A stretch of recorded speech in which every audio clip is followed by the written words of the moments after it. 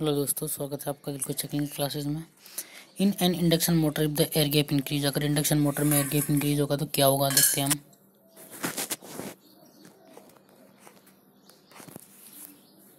अगर देखो ये इंडक्शन मोटर है अपनी, इसमें क्या है, एयर गैप। अगर एयर गैप इंक्रीज होगा तो फ्लक्स इक्वल टू क्या होता है, एम एम एफ क्या होता है, N into I M upon R L. Reluctance ये क्या होना चाहिए, कांस्टेंट होना चाहिए फ्लक्स। अब जैसे एयर गैप इंक्रीज हो रहा है तो क्या होगा, यहाँ पे रिलक्टेंस इंक्रीज होगा। अगर रिलक्टेंस इंक्रीज होगा तो इसको फ्लक्स को कांस्टेंट रखने के लिए जो मैग्नेटाइजिंग करंट है आई एम वो भी इंक्रीज होगा। और आई नॉट इक्वल टू क्या होता है, आई आई प्लस आई एम। जैसे ही आई मैग्नेटाइजिंग करंट इंक्रीज होगा, iron iron iron core current और मैग्नेटाइजिंग करंट, जैसे मैग्नेटाइजिंग करंट होगा तो नो लोड करंट इंक्रीज होगा। अब जैसे ही नो लोड करंट इंक्रीज होगा तो क्या होगा, जैसे ही नो लोड करंट इंक्रीज होगा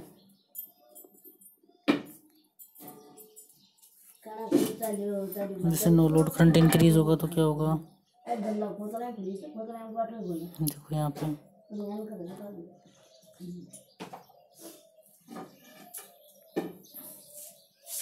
जैसे आई नोट इंक्रीज होगा तो नीचे की तरफ जाएगा। ऐसे ये पहले वाला आई नोट है, ये आई नोट डैश हो गया, तो मतलब क्या हो रहा है, फाई इंक्रीज हो रहा है।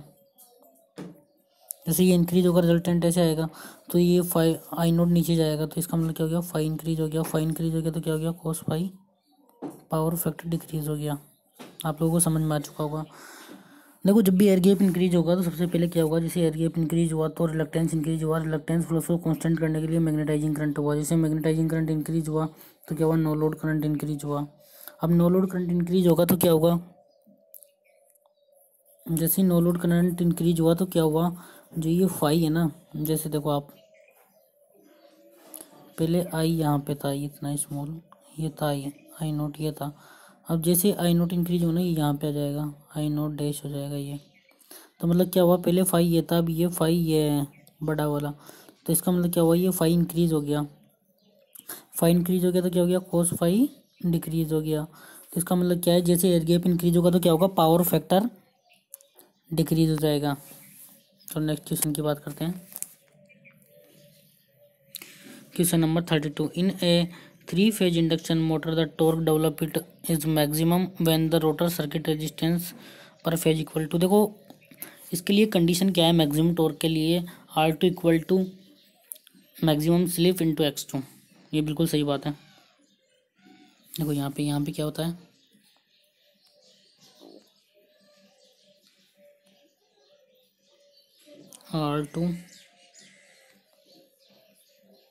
R2 equal to SM X2।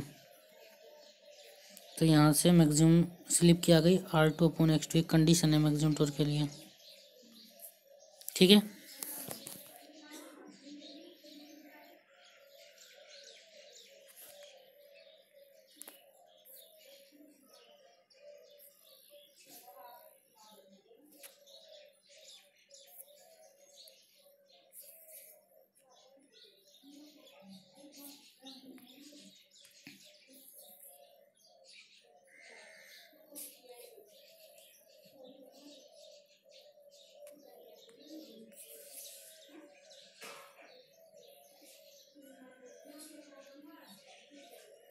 Next question number 33,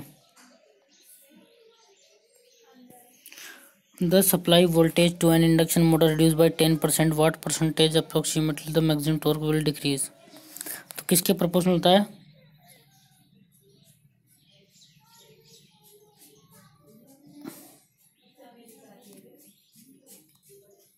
we days equal to क्या हुआ, 0.9 वी। और टी मैक्सिमम किसके प्रोपोर्शनल होता है, वोल्टेज स्क्वायर के।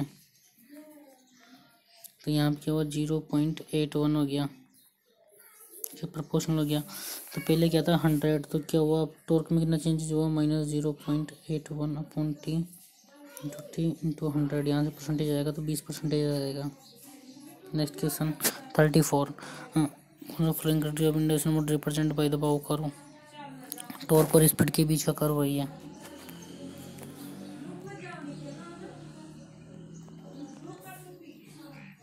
स्पीड एंड टॉर्क का कर्व वही है। Speed and torque answer D. Next question, A squirrel cage induction motor having slip 4% of full load as a starting torque is same as above the full load torque. Which one of the following statement is correct? ये क्या कह रहा है?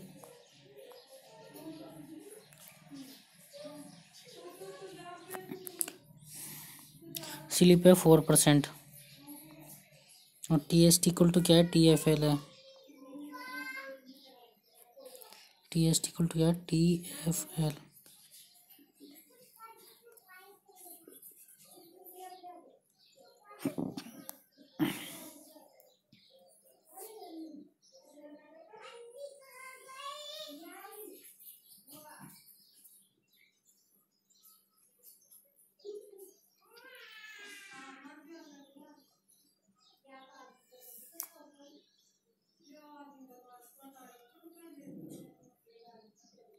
देखो यहाँ पे TST upon TFL equal to क्या होता है? I2ST upon I2FL।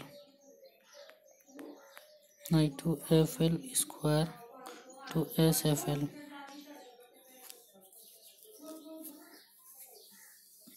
TST TFL equal है तो इन दोनों की वैल्यू क्या जाएगी? 1 आ जाएगी। इन दोनों की वैल्यू 1 अपॉन 0। SFL की वैल्यू यहाँ पे पुट कर देंगे 0.04 इक्वल टू क्या हुआ? I2ST अपॉन I2FL का स्क्वायर। तो कितना हुआ यहाँ पे? 100 इक्वल टू क्या गया? I2ST upon I2FL square. इसका अंडर कितना गया? 10 25 आ जाएगा यहाँ पे। अपना 5 I2ST upon I2FL। So I2ST equal to 5IFL। Answer D. Next question number 36। The stator rotor of 3-phase mount rotor induction motor excited separately from a 50 or 3 hertz source approximately voltage neglecting all losses. What are possible no load speed at which the motor will run? देखो यहाँ पे 2 speed possible है। NR equal to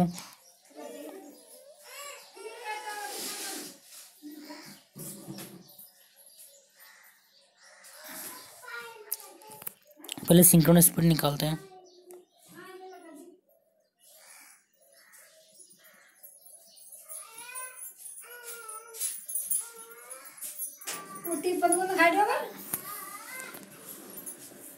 stator की frequency क्या है? 50 hertz है और rotor की फ्रीक्वेंसी क्या है? 30 हर्ट्ज है। 30 हर्ट्ज। तो यहाँ पे क्या है? यहाँ से स्लिप निकाल लेंगे अपन। तो 30 इक्वल टू क्या गया? S into 50।